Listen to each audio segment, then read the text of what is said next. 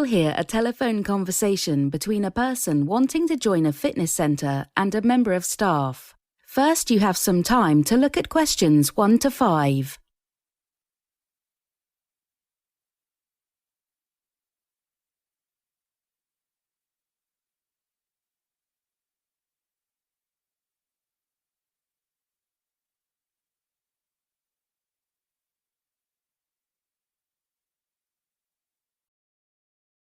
Now we shall begin. You should answer the questions as you listen, because you will not hear the recording a second time. Listen carefully and answer questions 1 to 5. Good morning, Best Fitness. Hello, Best Fitness. Help me. I need to get fit. Well then, you've certainly phoned the right place. Here at Best Fitness, we offer a wide range of activities and facilities to help people of all sizes and ages improve their fitness levels. Sounds perfect for me. So, what do I need to do? Well, the first thing is to take some details from you. Wait, have you been a member here before? No, I'm new. In fact, this is the first time I've been to a fitness centre of any kind. No need to worry about that. We'll look after you. So, can I ask your name? Yes, it's Tom Wintle. Ah, like the season. You know I prefer the summer. No, Wintle. W-I-N-T-L-E. Everybody makes that mistake. Oh, OK, sorry about that. Right, got it now. So, why do you want to join Best Fitness? Well, that's actually a bit of a long story. Basically, I've decided to raise some money for charity for personal reasons, and I thought of several things to do, like organise a 24-hour football match or have a cake sale. I see. But then my friends suggested I try and do a charity run, and I thought, yes, that's a great idea. And then I thought, I need to join a gym. Ha, absolutely yes. OK, that's great. I'm sure we can find the right course of training for you. Apart from that, are you interested in any other activities? What have you got? What haven't we got? There's tennis coaching, spinning. We have a climbing wall too. I think I'll do mountain climbing for the next charity event. But put me down for tennis, definitely. And of course you have a swimming pool. Of course, the biggest in the region. Well, I'll certainly use that too. Great. So just a few more details. Can I get a contact phone number from you? Right, yes, it's not always easy to catch me at work, and my mobile's not working at the moment, so the best thing is to reach me at home in the evening at 3138859. 3138855. No, not 5 at the end, 9. 3138859. Got it. OK, and we also need your date of birth, please. 13th of January 1977. You said the 13th, not the 30th, right? That's right. Before you hear the rest of the conversation, you have some time to look at questions 6 to 10.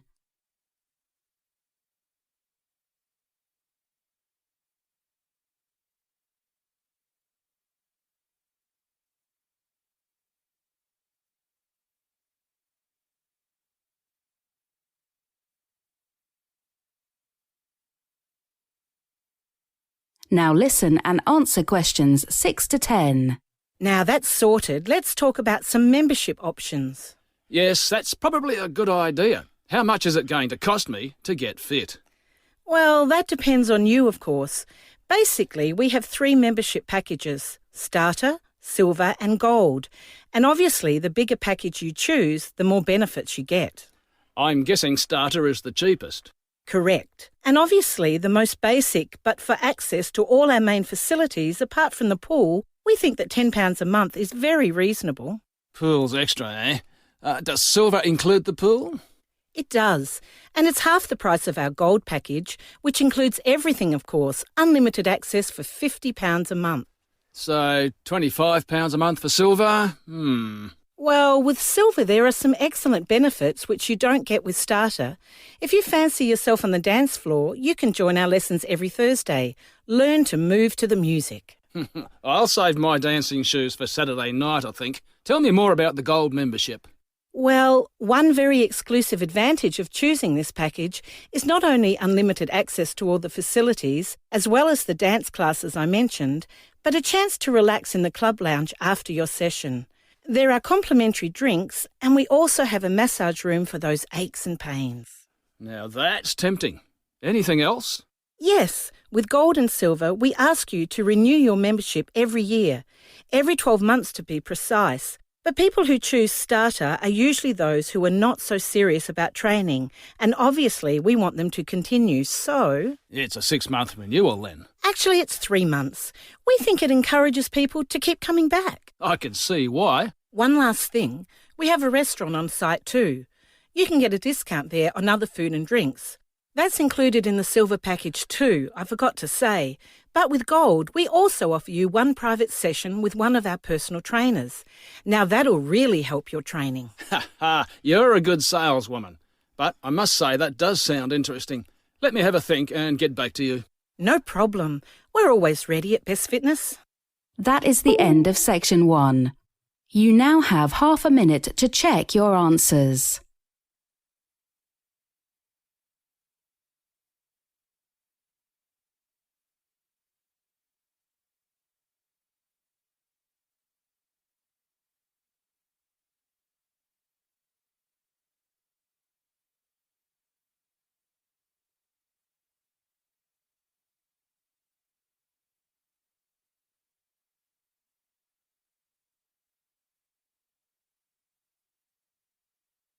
Now turn to Section 2.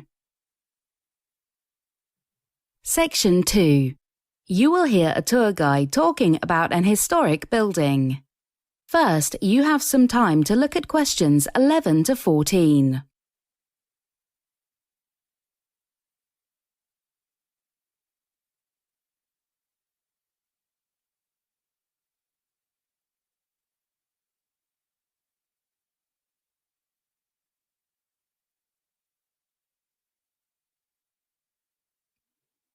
Listen carefully and answer questions 11 to 14. Good morning, everyone, and welcome to historic Brimley Castle. My name is Brian Thomas, and I will be your guide for the duration of this morning's tour. We will be exploring the castle and its grounds from the past to the present, learning about some of the most important events and personalities that have made this site such a unique and wonderful place. So, first of all, a question. Can anyone tell me when the castle was built? Anyone? What's that I heard? 1520? Ha, well, that's what most people think. Actually, that was when it was constructed for a second time after it was burnt down in 1502. No, the original castle was founded on this site in 1482, in the reign of Edward IV. Now, does anyone know why the castle was built in the first place? Well, some of you might have noticed that the castle is positioned not on a hill, but on a relatively flat piece of land near the River Brim, certainly not well protected from invaders. Now then, if you look up at the tower, you can see a series of little barred windows, which suggests that prisoners were kept here, and certainly they were at some point, although this wasn't the castle's main function. No, perhaps surprisingly, the castle was in fact created by the second Lord Brimley as a present for his wife. Imagine if this had been built for your birthday. The running of the castle was taken over in 1872, and I'm afraid some of the descendants didn't do a very good job. As you can see, a large part of the main building here had to be rebuilt. The castle didn't open its doors until 1964, even though the original plan had been to let in the public in 1924. Then things were delayed even further by the war. Right, history lesson over for now. Let's have a look at some of the distinctive features. The tower is the obvious one. Its style is such a good example of that time. And look at that magnificent window. Some of you also probably know the castle was the first in this region to have its own watermill. But have another look at the glass up there. Yes, the strangest thing is that when the sun shines, you can see reflections of the second Lord Brimley on the floor.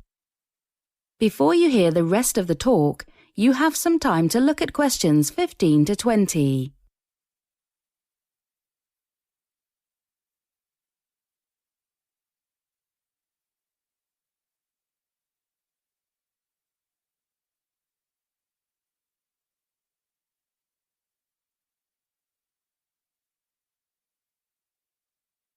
Now listen and answer questions 15 to 20.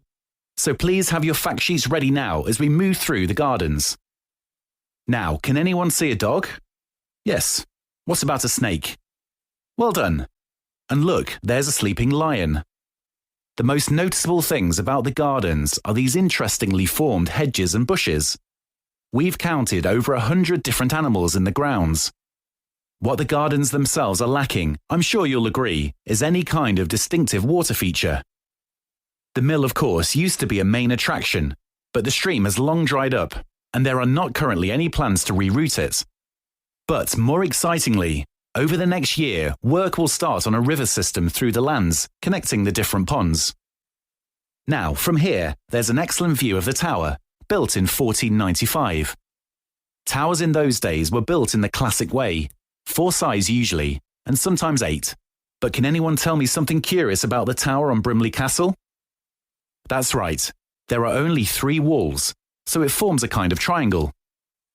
As you can see, it needs some reconstruction, and work will be underway in the next few months.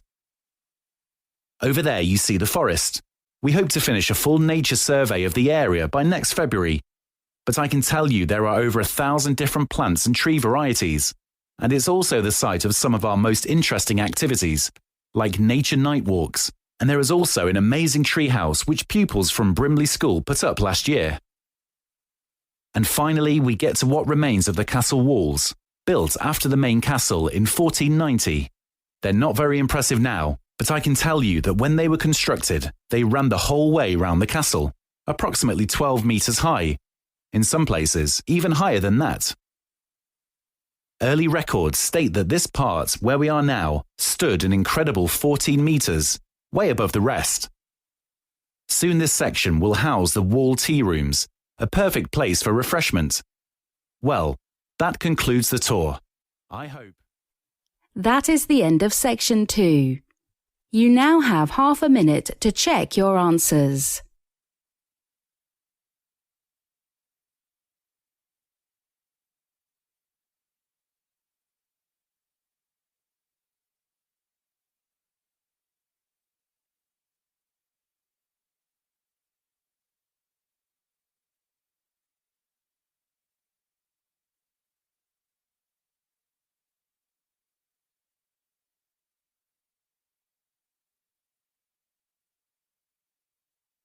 Now turn to section 3. Section 3. You will hear a conversation between a university employee and 2 student representatives who are discussing the planning of a new university library. First, you have some time to look at questions 21 to 25.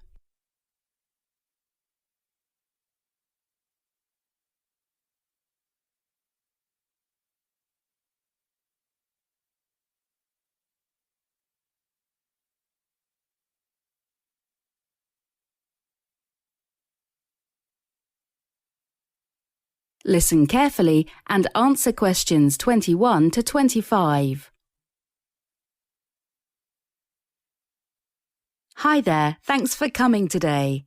I'm Liz Shaw, the project manager for the construction of the new university library. Hi, we're Sally and Ben from the Student Association. Thanks for inviting us today. Yeah, hi Liz.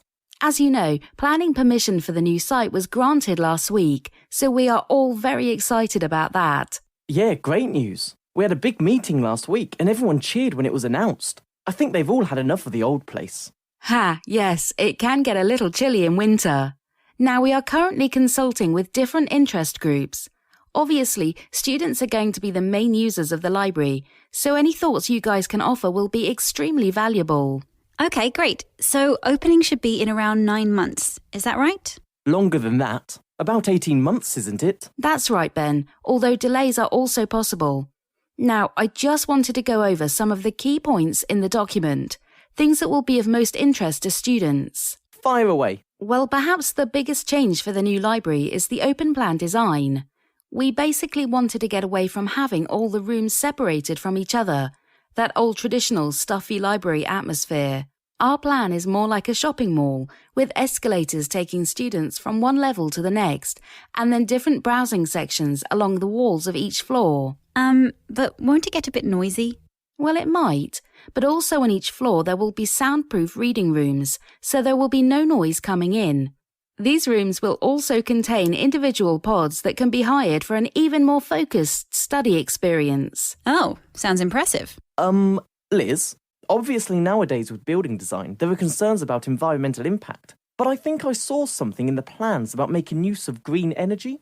That's right. The library will have over 200 windows, including what will be the UK's largest oval-shaped window at the top of the building, to allow as much natural light into the building as possible. Good for sunny days.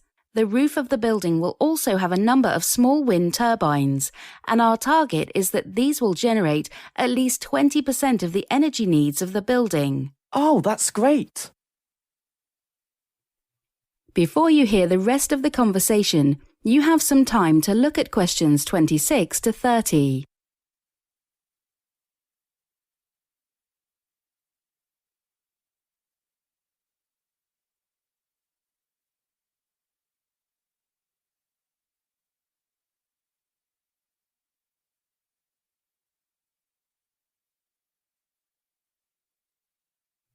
Now listen and answer questions 26 to 30.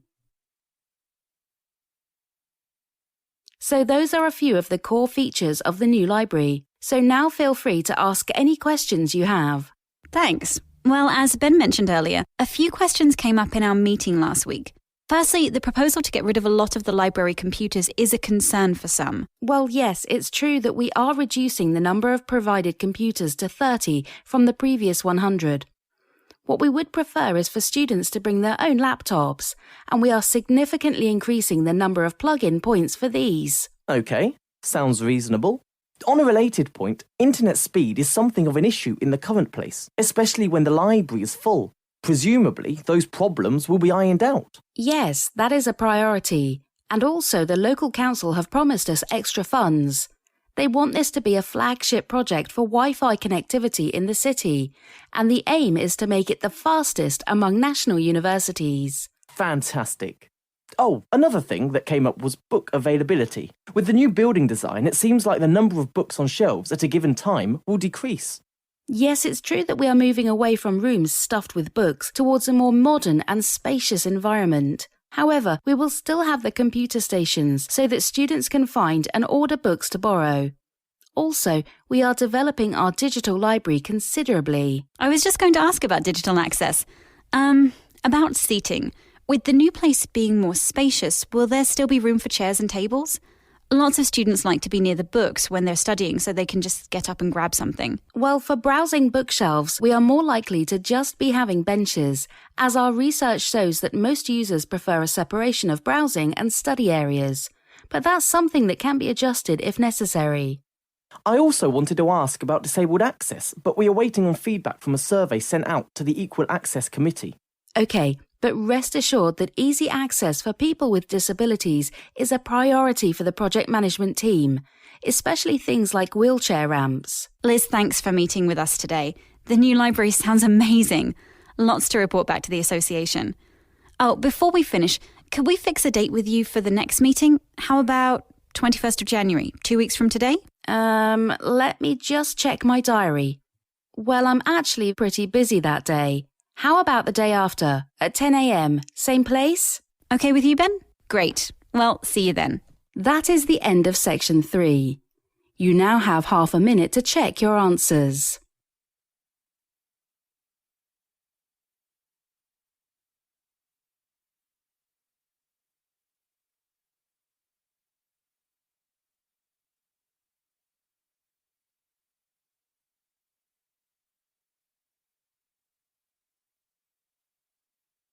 Now turn to Section 4.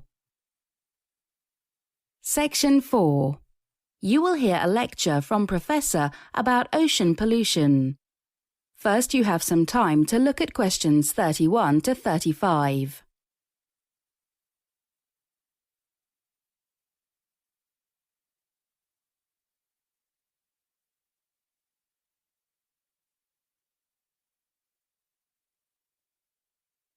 Listen carefully and answer questions 31 to 35.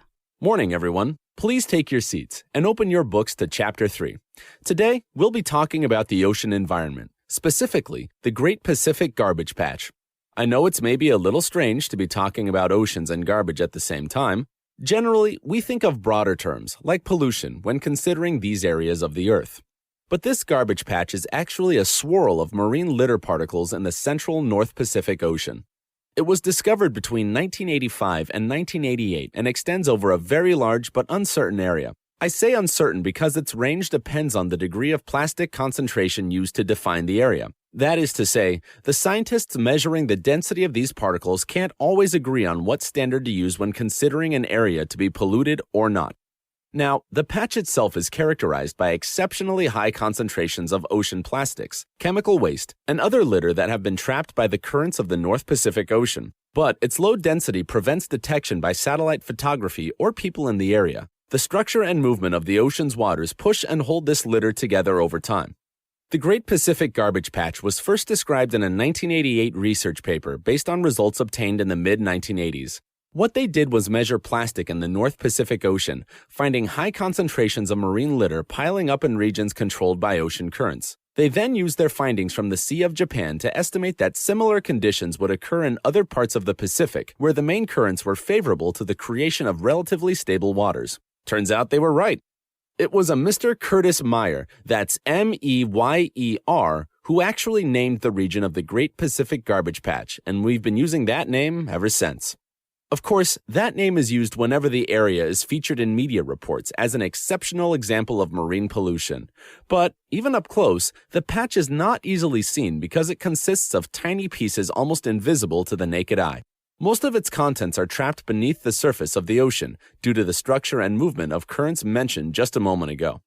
More recently, a similar patch was found in the Atlantic Ocean by a Mr. Christopher Norman, N-O-R-M-A-N,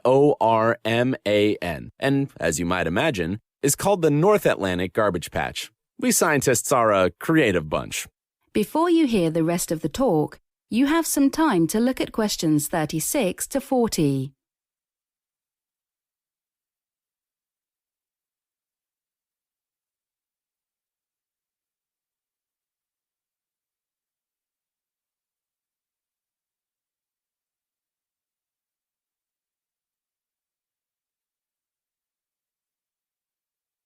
Now listen and answer questions 36 to 40. Moving on, it is thought that, like other areas of concentrated marine litter in the world's oceans, the Great Pacific Garbage Patch formed gradually as a result of ocean or marine pollution gathered by oceanic currents. As you can see on page 83 in your books, the garbage patch occupies a large and relatively stable region of the North Pacific Ocean. The rotational pattern of the currents in this region draws in waste material from across the North Pacific Ocean, including the coastal waters off both North America and Japan.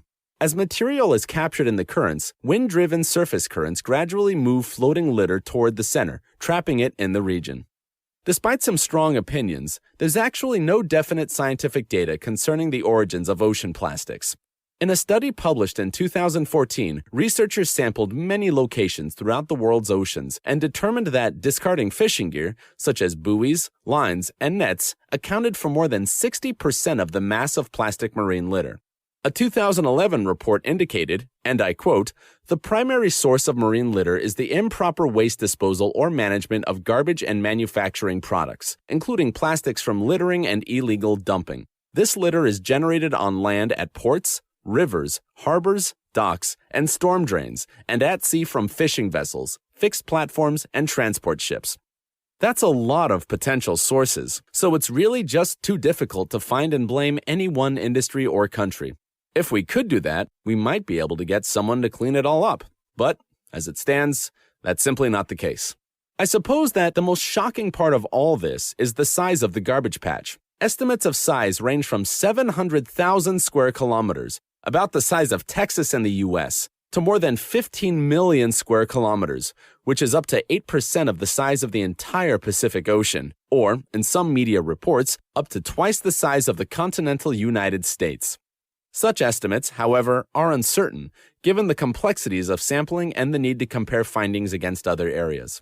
Finally, although the size of the patch is determined by a higher than normal degree of concentration of ocean litter, there is no standard for determining the boundary between normal and elevated levels of pollutants to provide a firm estimate of the affected area.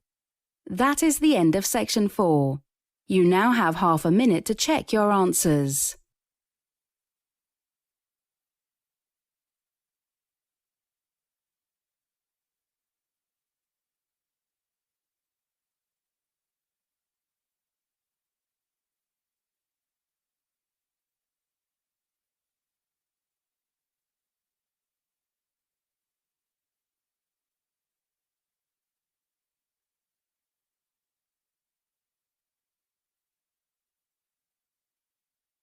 That is the end of the listening test. You now have 10 minutes to transfer your answers to the listening answer sheet.